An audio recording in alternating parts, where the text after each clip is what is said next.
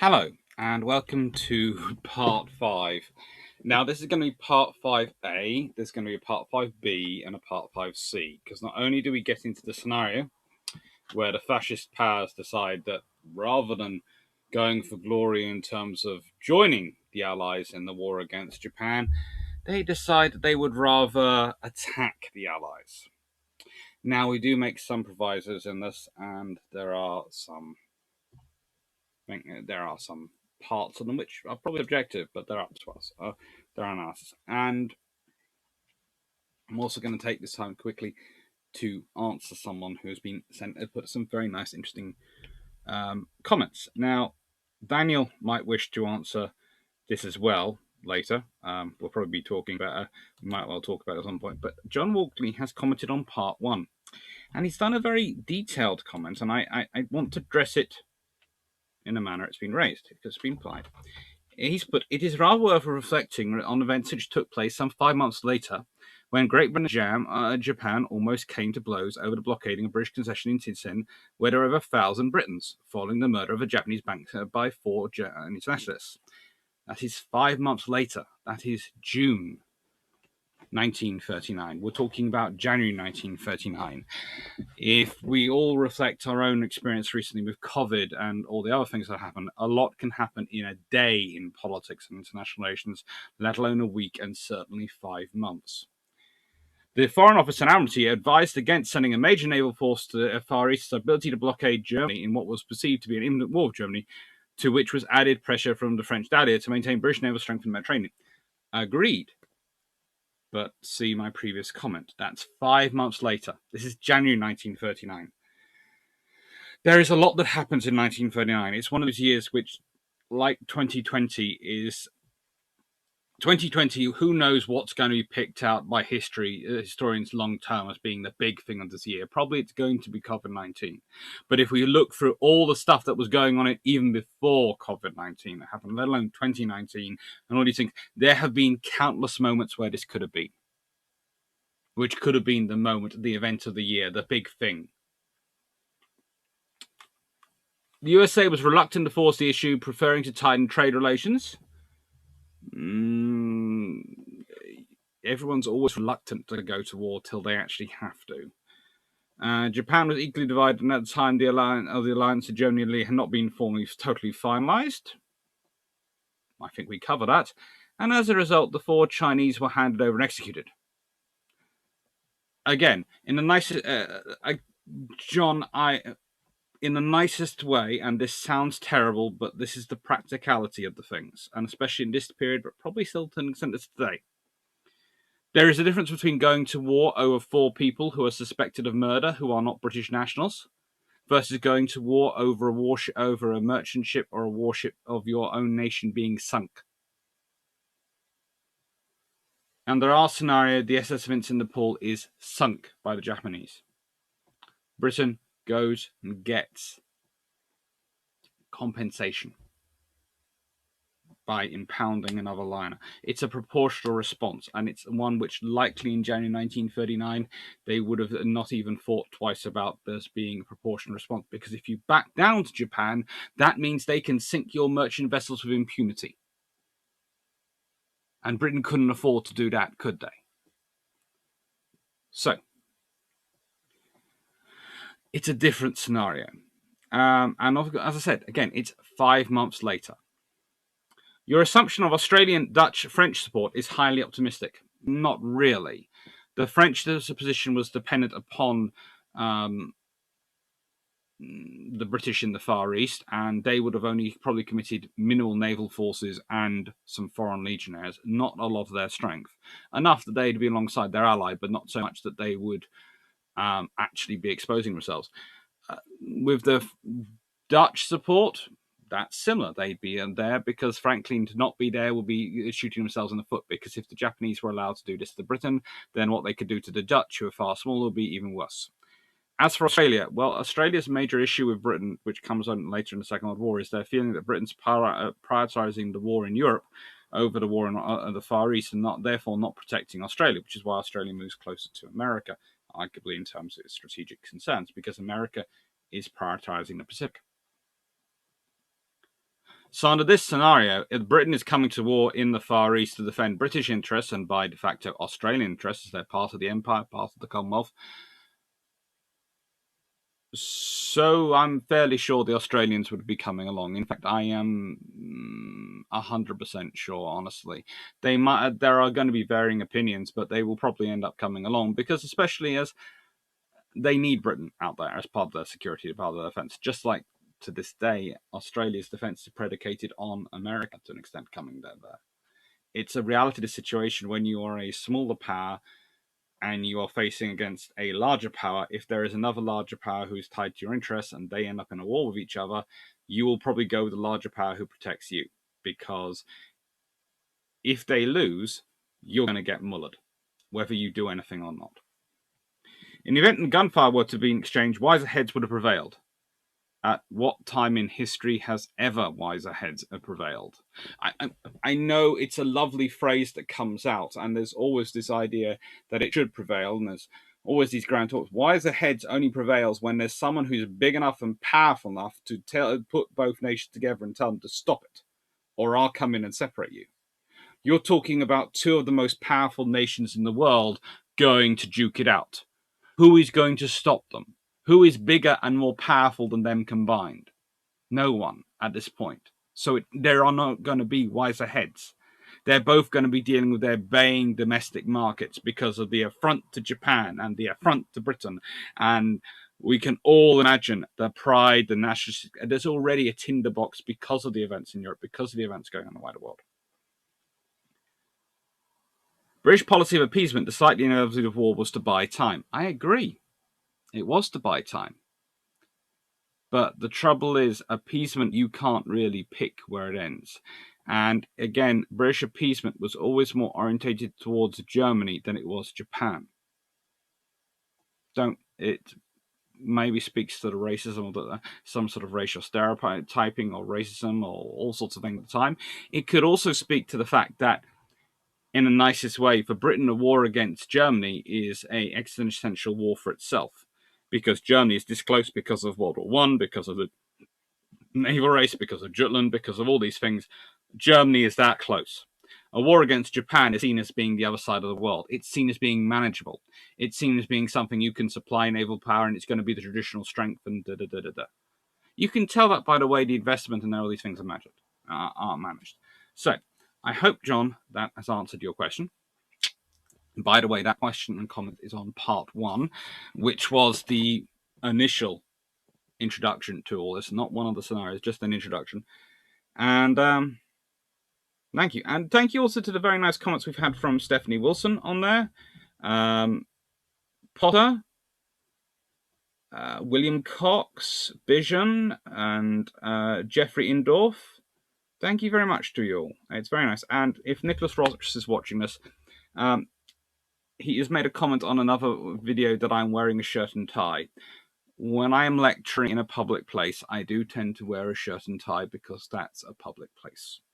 And it's in public and these things. When I'm doing it from my bedroom, I am not going to put on a shirt and tie when my bed is literally just there. It seems...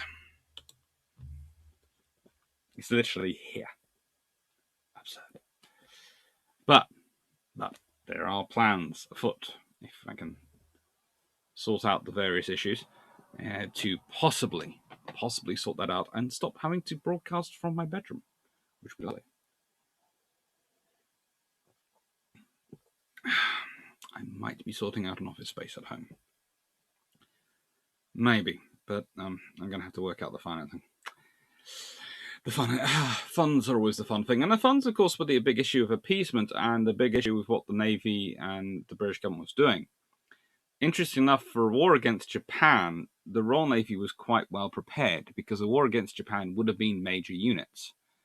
Trouble with the Royal Navy in preparing for a war in the Battle Atlantic is because in peacetime, it's impossible to get governments to fund enough of the smaller vessels without them going, we're going to cut your major units. And the major units take a lot longer to build, as is shown by World War II, which is why the Royal Navy at the beginning of the World War II, as it carries on, has to basically stop building its any of its battleships, larger cruisers, carriers, all these things, pretty much they get stopped in the process. Anyone that can't be completed quickly is stopped because they've got to crash build and concentrate on building escorts.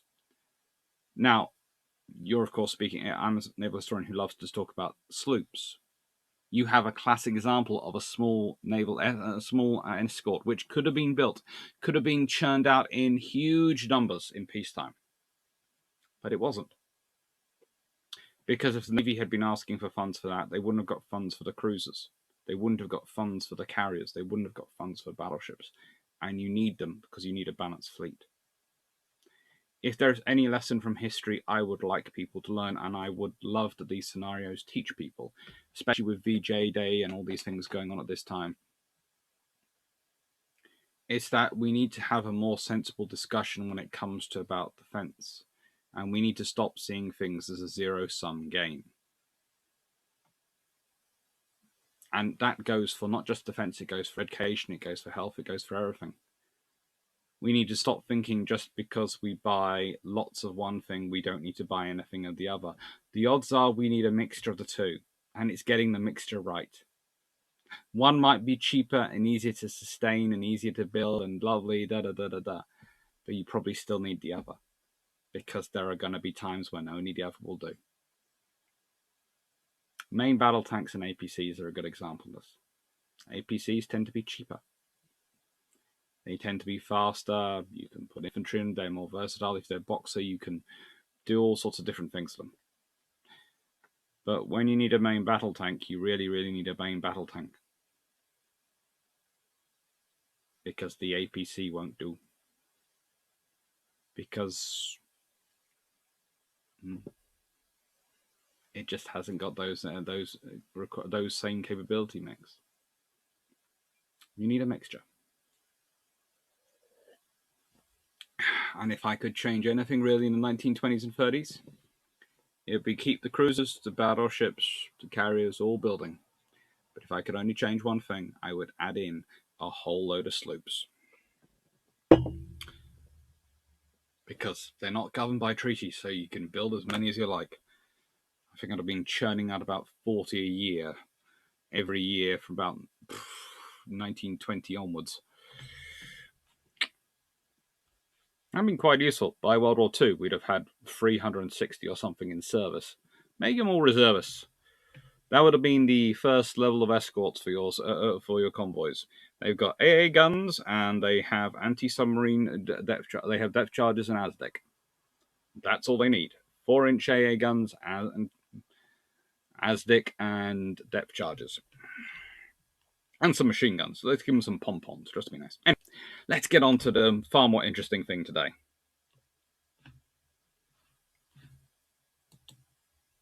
So, Tekka? We're recorded because apparently you won't notice the big red dot appearing up in the corner. Or you telling me? Yeah. Right then. So, hello and welcome to what is? I think this is scenario. Is this scenario 5?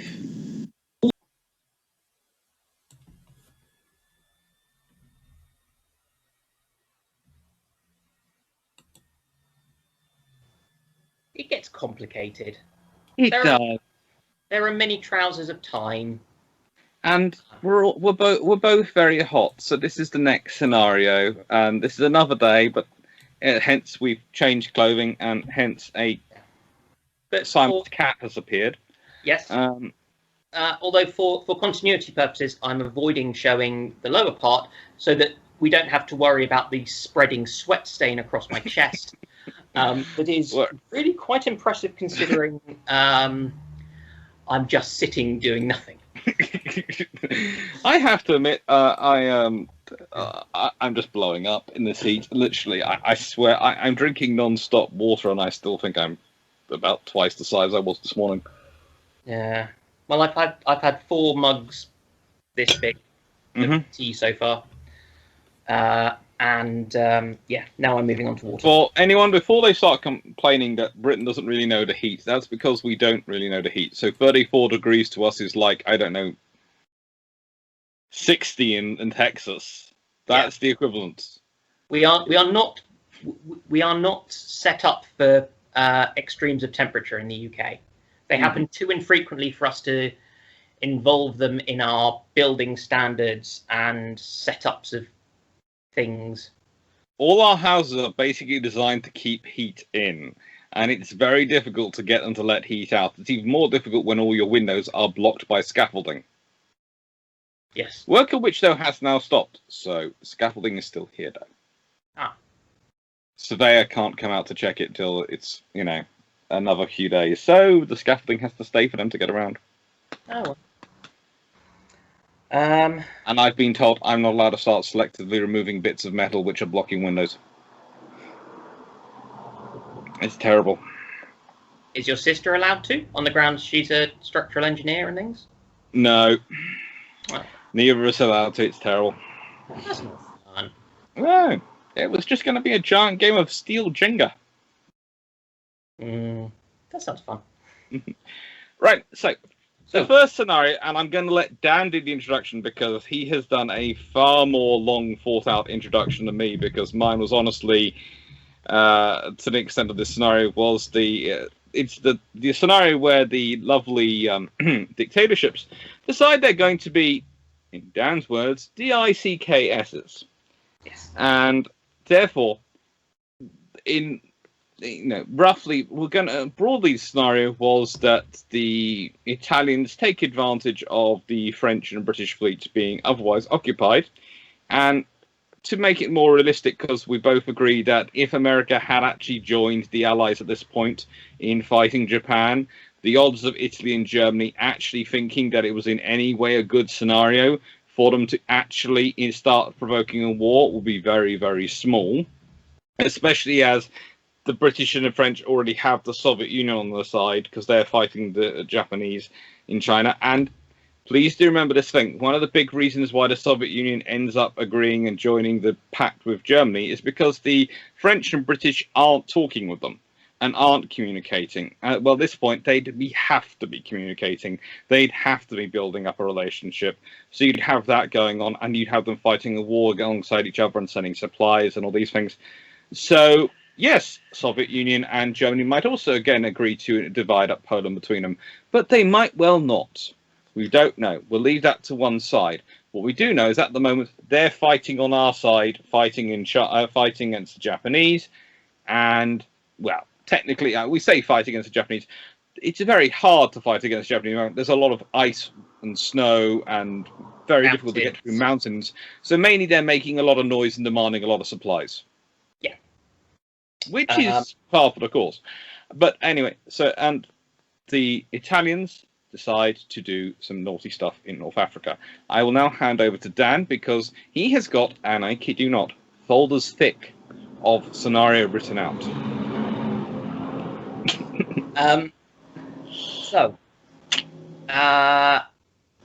This is partly also going with what happened in real history, which is a bit of a mess. And it's worth remembering that some bits of Central Europe that ultimately ended up behind the Iron Curtain, so I always think of them as East, but actually they are very much Middle Europe, are teetering politically quite a lot. So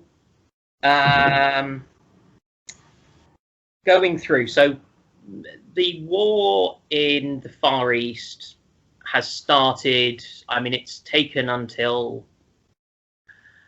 probably getting on for the first couple of weeks of February for things to really actually become a war, and then for people to start moving.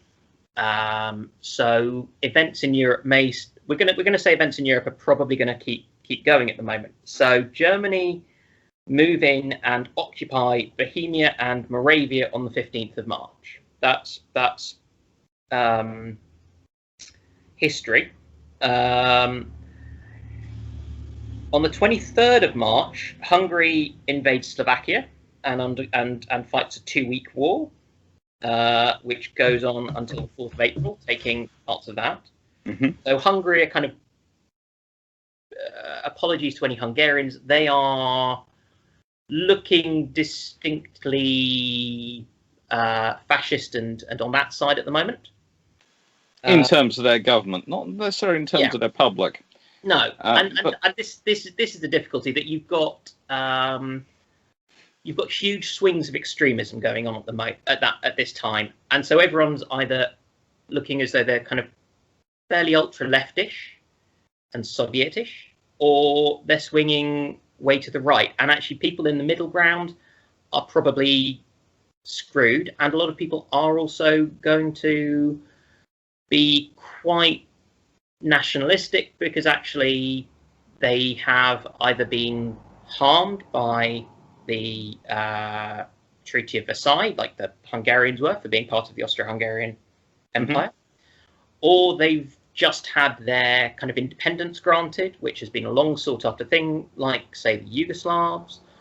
And so there's going to be nationalism floating around. There's a lot of complicated politics. You have to remember, politics in this period is what one of my colleagues calls the war of the snazzy dressers. You have the fascists on one side, who tend to be very good at group snazzy dressing and organisation, and you have the communists on the other side, who tend to be very good at individually snazzy dressing, but not so good necessarily at the organisation, which also might explain the Spanish Civil War. But leave that to one side. Yeah, and yeah, because it's the cheerleader effect. If you're all dressed similarly and in quite nice clothing, you look amazing. When you individually look at the people, and I use the phrase the cheerleader effect because for people of my generation who suffered through the years of watching How I Met Your Mother, to find out that they were actually going to do the whole thing in about 3 episodes after having hooked you for the entire time, and then he was going to end up with Robin anyway. It was part of it, and frankly, it made us all suffer. It wasn't even funny by the last series. We were just watching because we had been committed from about the first season to try and find out the answer to this question. Yes, I was exactly the same. Yeah. The last series wasn't even funny. It was just... Yeah. They'd largely run out of steam, I think, at that point. Yeah. Oh, well. And then yeah. Yeah. So where had we got to? So we've got... And basically, unless you're in Britain, it's not a time to be trying to be in any way near the centre in politics. France is very similar. Yeah. At this point, it's not just people who we end up disliking if you're looking at World War II from a British point of view. The centre is an inhospitable place in politics, even to this day. Yes. But at this point, it's really... You tend to get attacked by both sides. And yes, at this point, it's really, really because both sides seem to be armed. Yeah. There's a lot of pissed off veterans from the First World War, and a lot of pissed off people who didn't quite get to fight and feel that if they had made it to the trenches, they would have clearly fixed things, combined with sort of youthful ignorance and optimism. Yes, because everyone's an amazing tactician when they're looking at it with hindsight. Yep. Even if they were just a corporal in a Bavarian regiment. Ah, yes. So, on the 7th of April, Italy invades Albania. And I believe the Italian description is somehow they win in 5 days because the Albanians managed to be even worse organised than the Italians. But I would agree with this description. Albania was definitely not organised in any way, stretch of imagination. But with you've got what we've seen is in the spring of 1939, we've had 3 swift and effective annexations happening without anyone going to war in a wider sense. And, and the Italians have not yet had demonstrated to themselves, and by this I very much mean Mussolini and his little clique, have not yet realised how there are limitations. Do we include the stomach as a separate member of the clique? Because it was fairly big on Mussolini. It was. I mean, What about Goering's? Ah, yes. That'd be... Sorry. Taking the piss out of Mussolini is a bit of a hobby. It's just so much fun. Yes. I mean, the man is possibly even more of a caricature than sort of most of the Nazis. With the It's a possible caricature of a caricature. Yeah. And he also backs it up by having really nothing to... Goering is the other one who's the obvious caricature because he becomes this sort of fat, bloated thing in his own uniform. But actually, he at least was a war hero from the First World War, had been a fighter pilot, had been young, svelte, and good-looking before the good living got to him. Whereas Mussolini wasn't.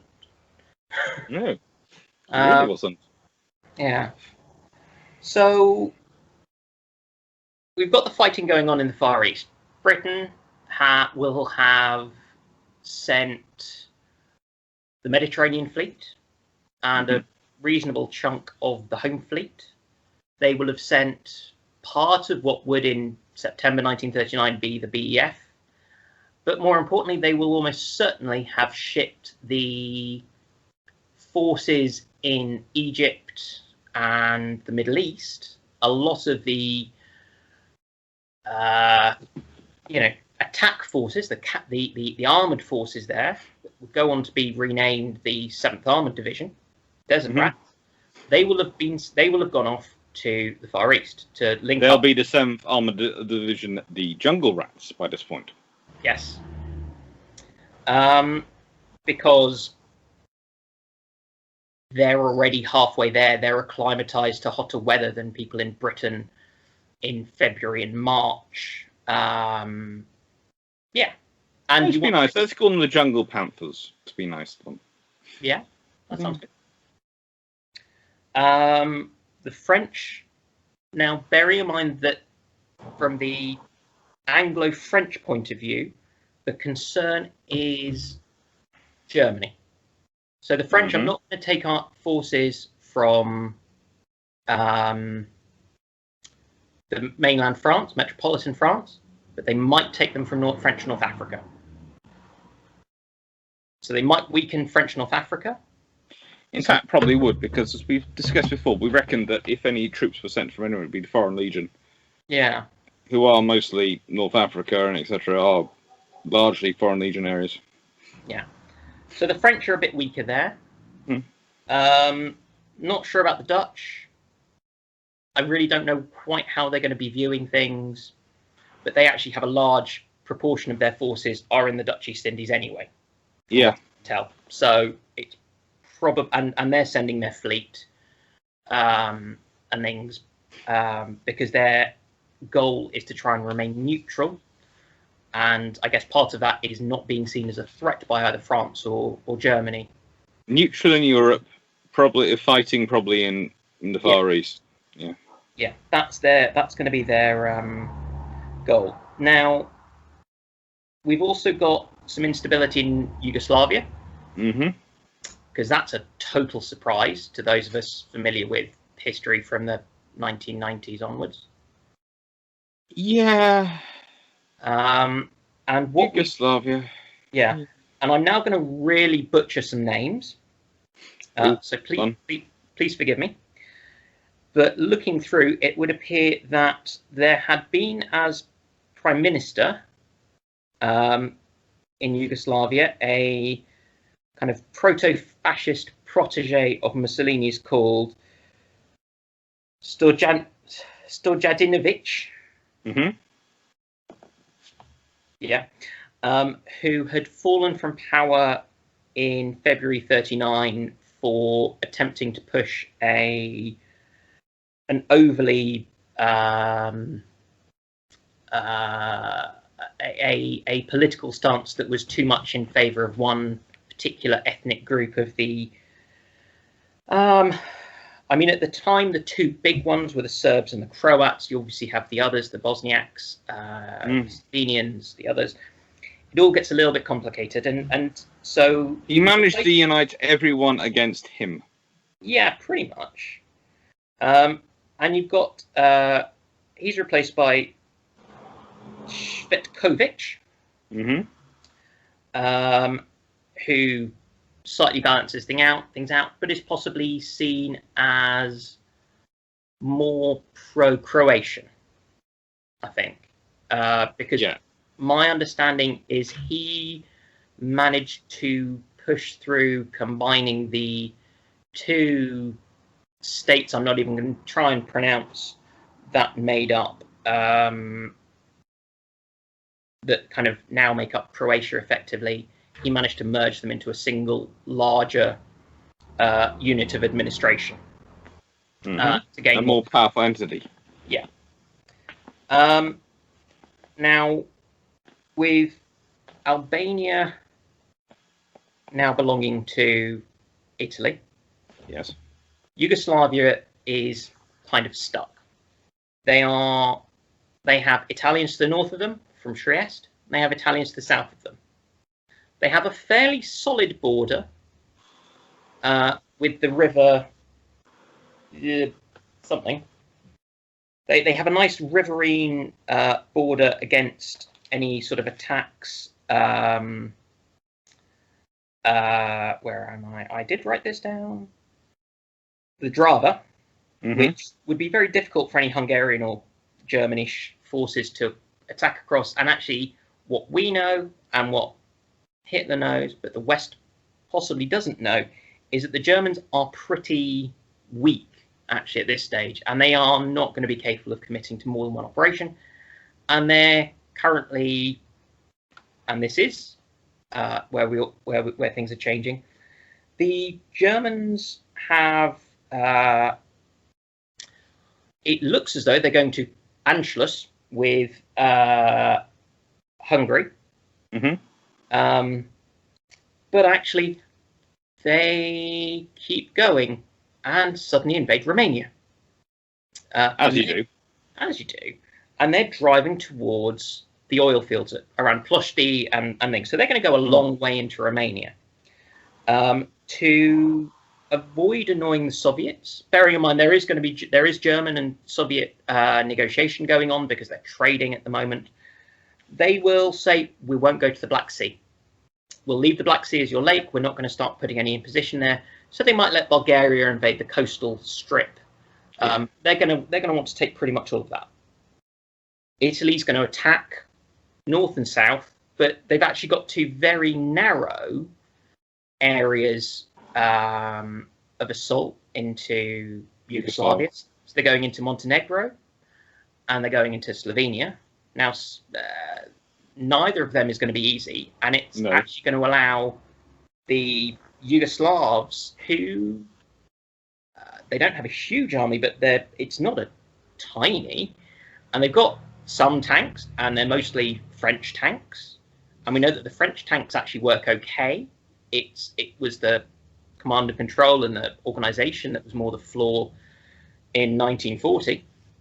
And if you're fighting a narrow front defensive campaign, with decent armour and quite a lot of artillery, and against Italians with optional motorbike in the background. Sorry about that. Yes, don't worry.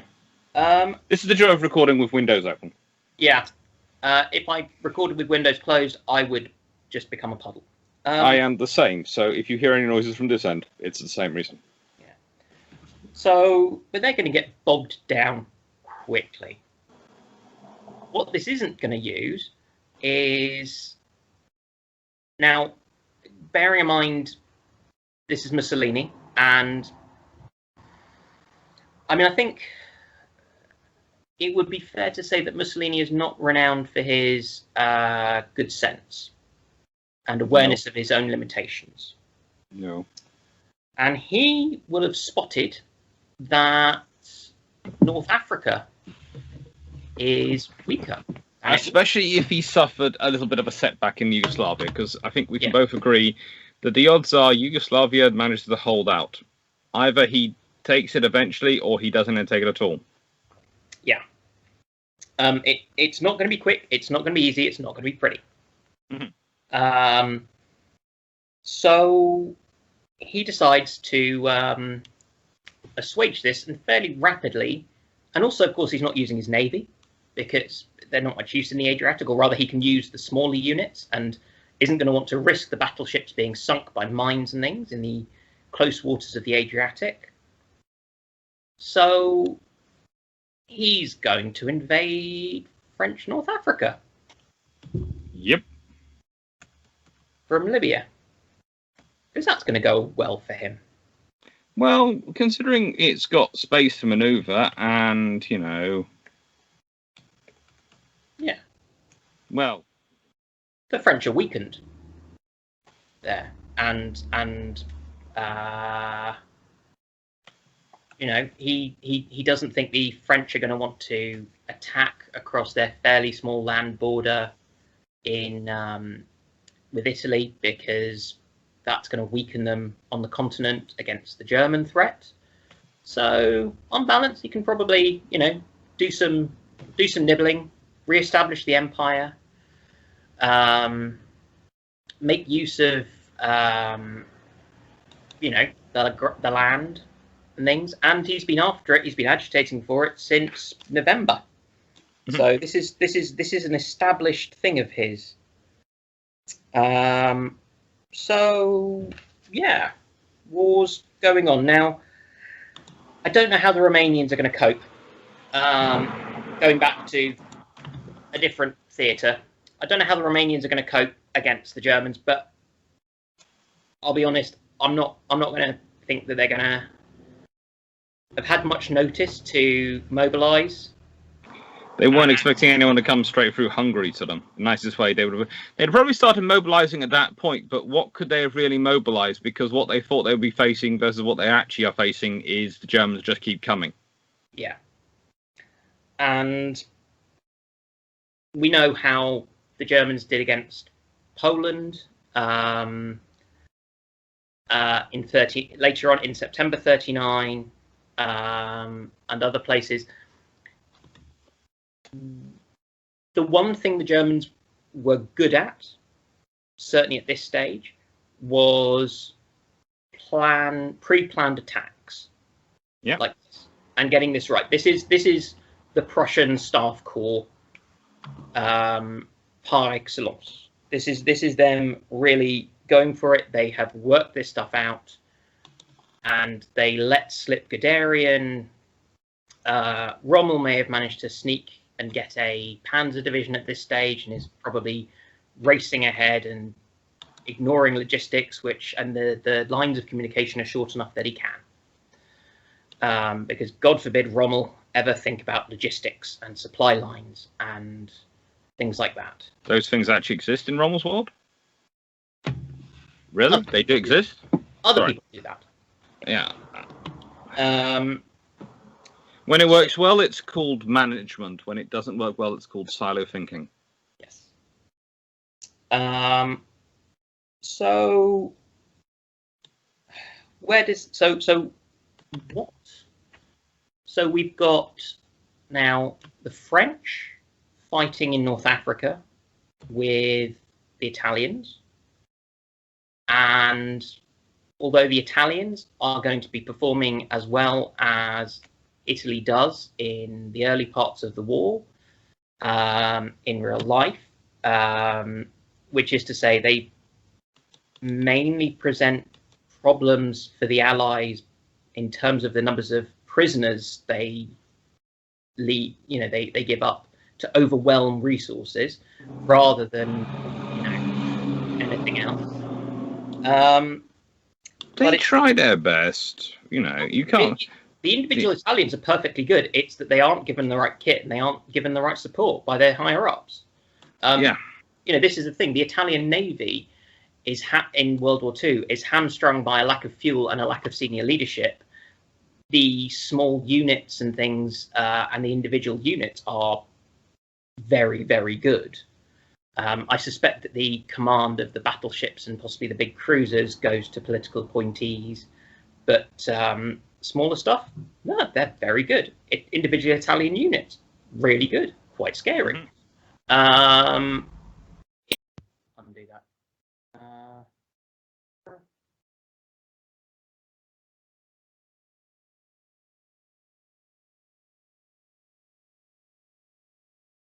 Better.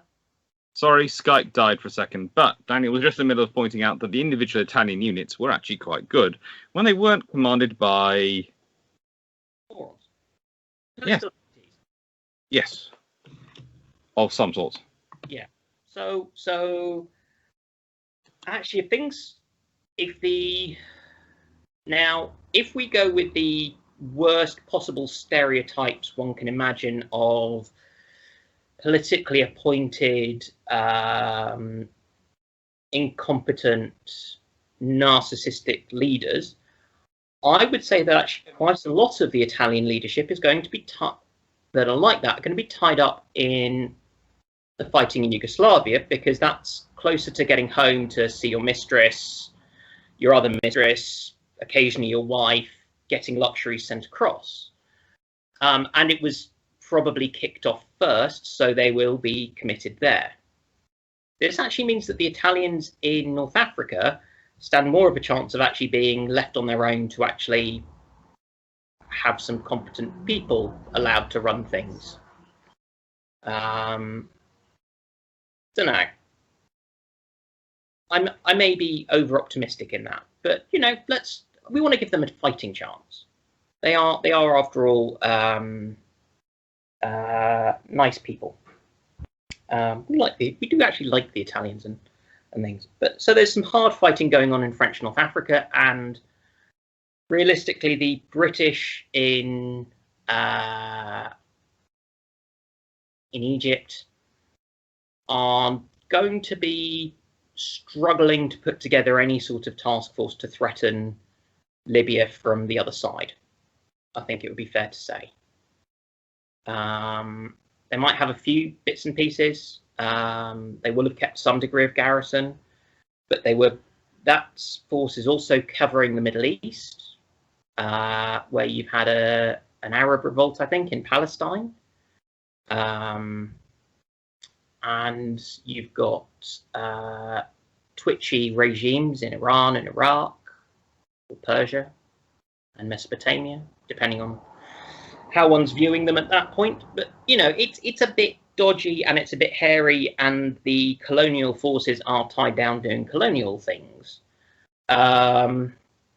So that's and of course there's not going to be a huge amount of navy left there from either the French or the British. So that suddenly the Italian battleships, even though they are the older World War I vintage ones, they're suddenly harder to challenge, a bit like the ones used by the British in the Atlantic convoys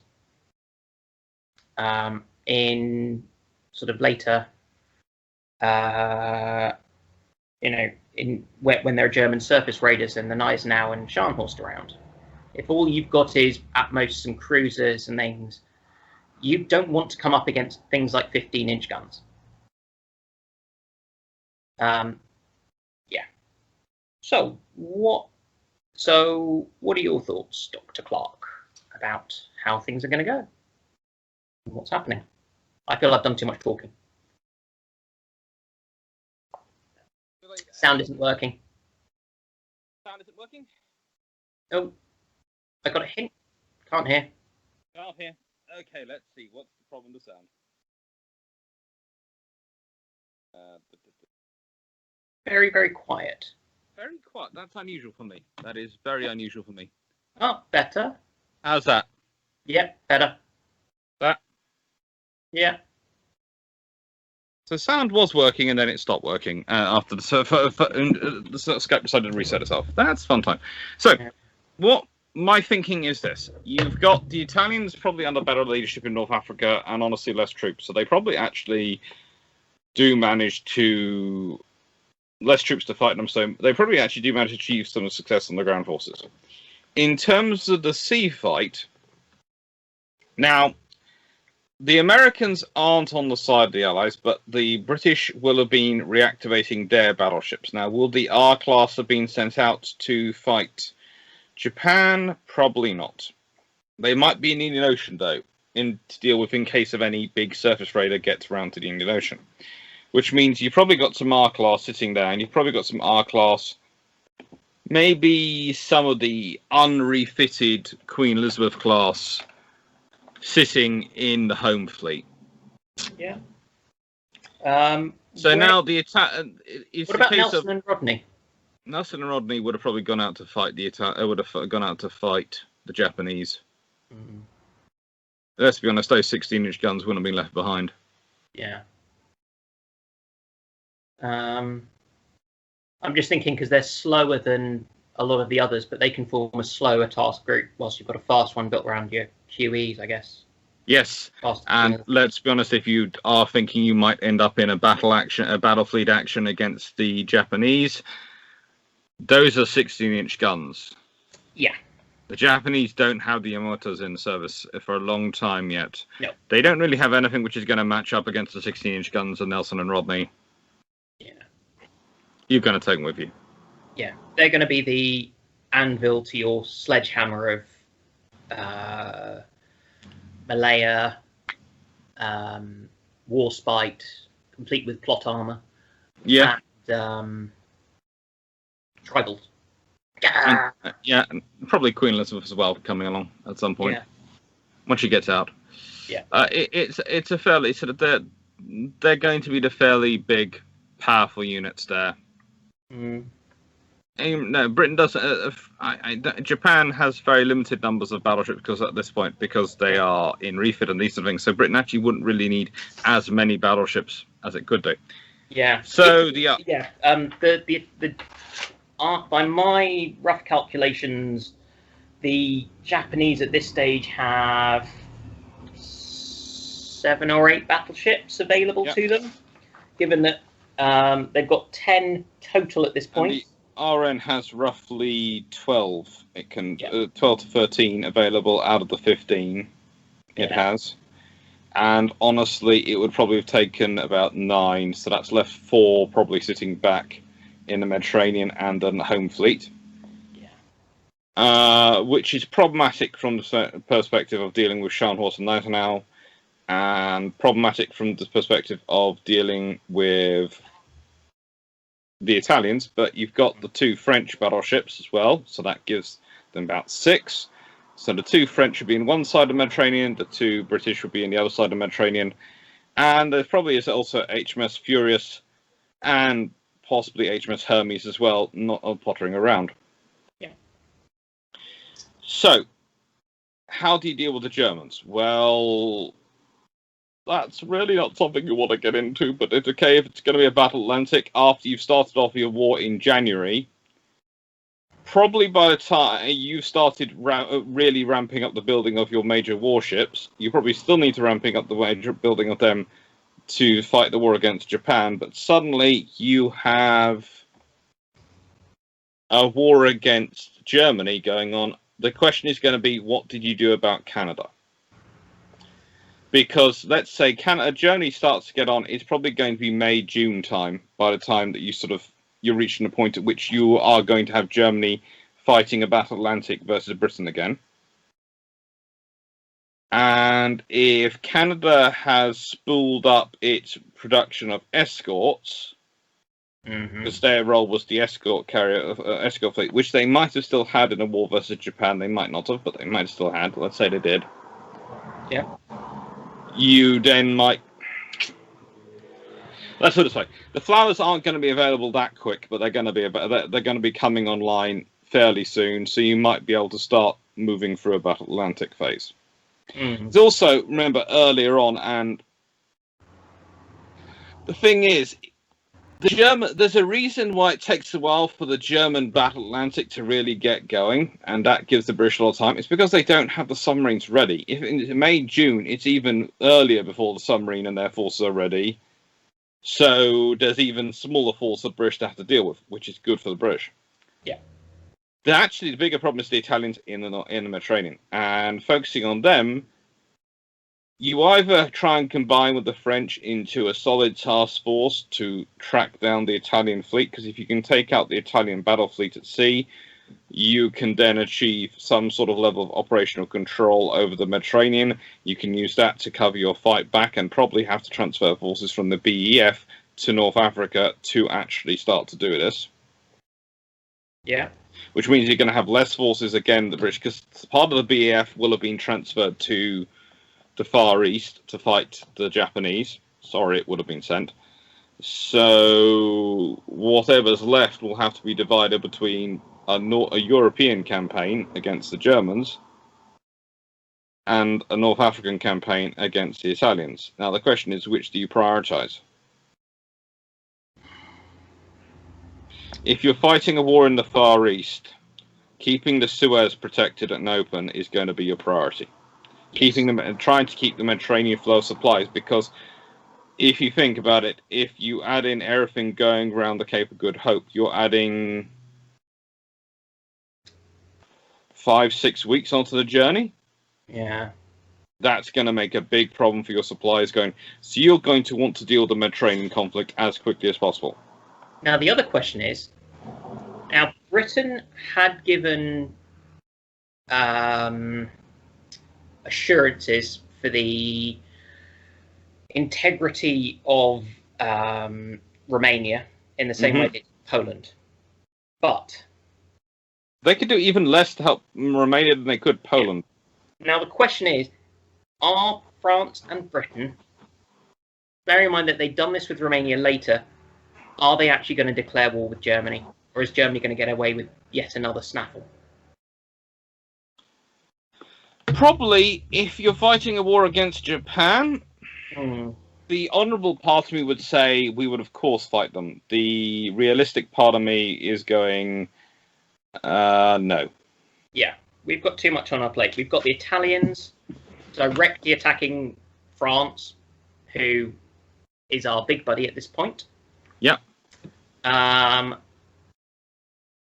So we're going to keep an eye on the Germans, but the Germans aren't a huge naval threat. They've got 2 light battleships. Yeah. They've got a couple. And agree with light battleships. You know, I won't agree with battle cruisers. Yeah. They've got the totally not compensating for anything diesel-powered Deutschland class. Yeah. Who are, well, there's only, 3 of them.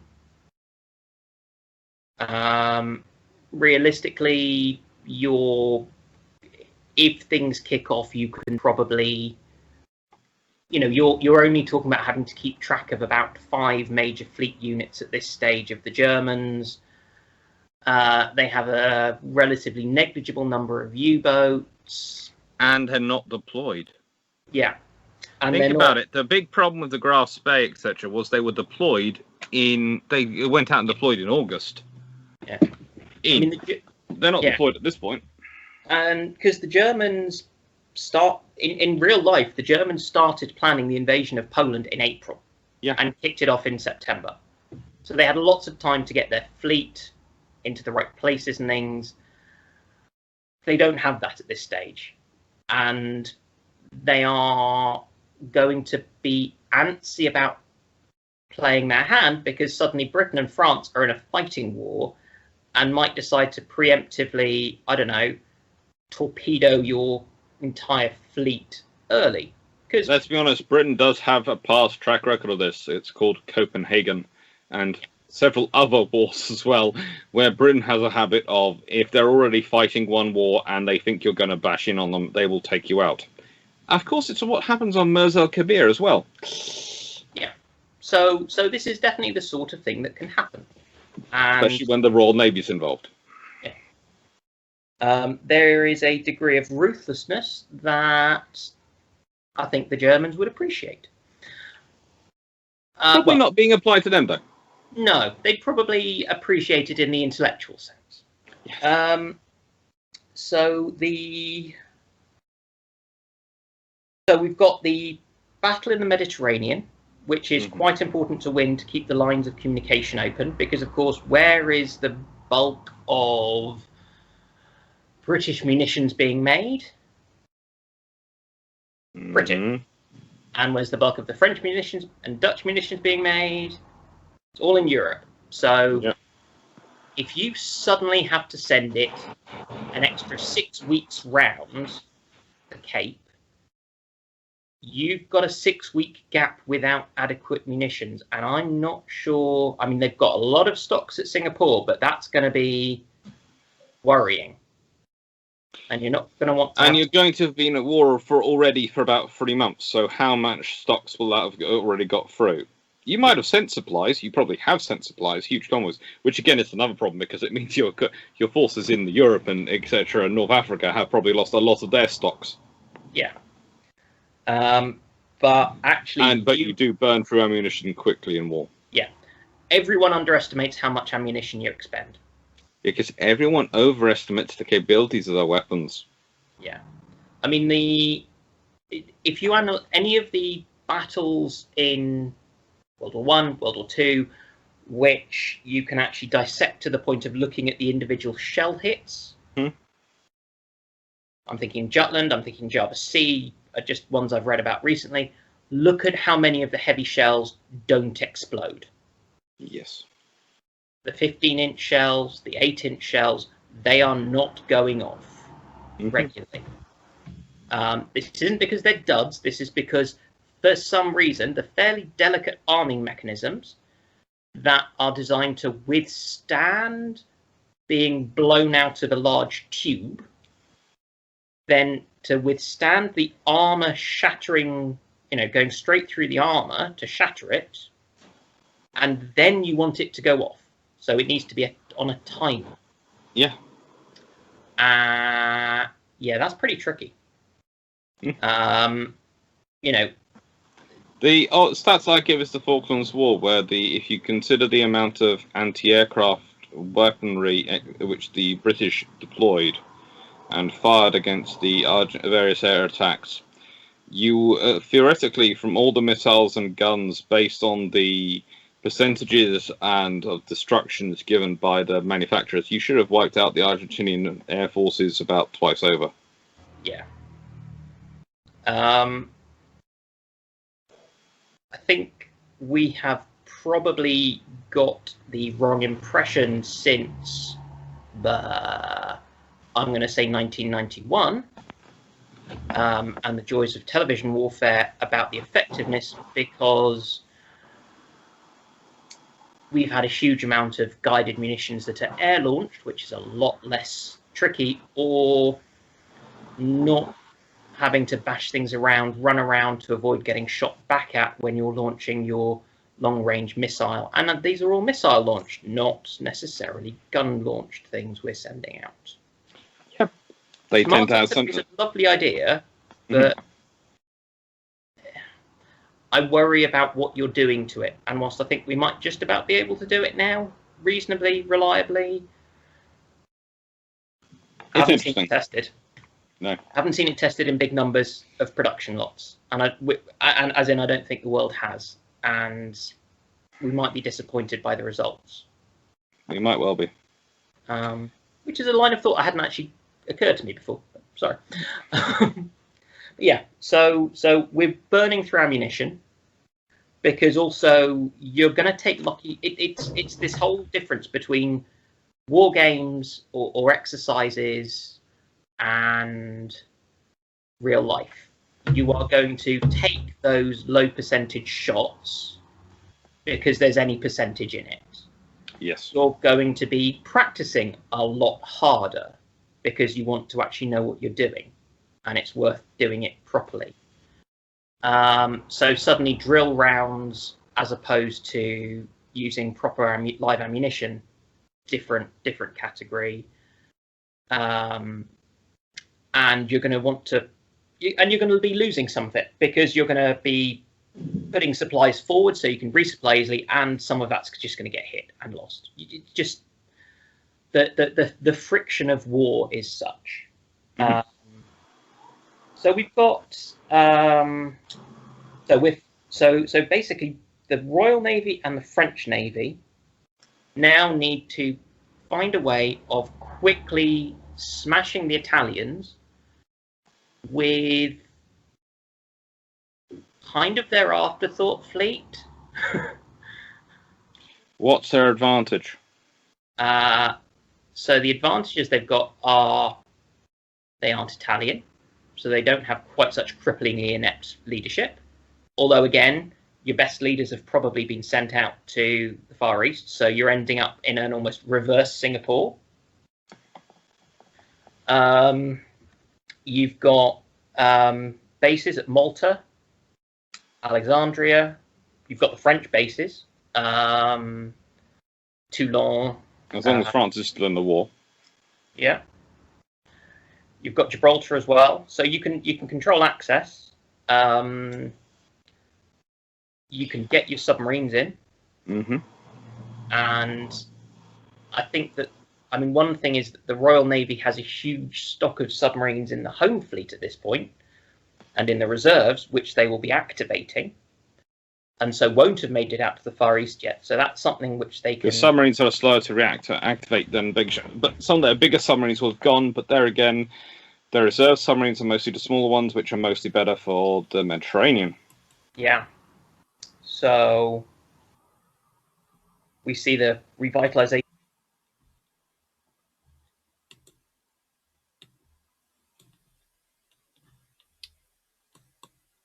Hello, and well, I hope you enjoyed that. I think I let it go on for a bit long because it's going to be an hour and 2 minutes, but I didn't want to cut Daniel off. So there are going to be 2 more sections to this part 5. I hope you enjoyed them. I hope you found it interesting. Please do like, share, and subscribe, and please do comment below. Thank you. Take care, and see you in part B. Well, section 5, part 5B. Oh, so many. I'm enjoying this too much and getting them confused. Thank you. Take care.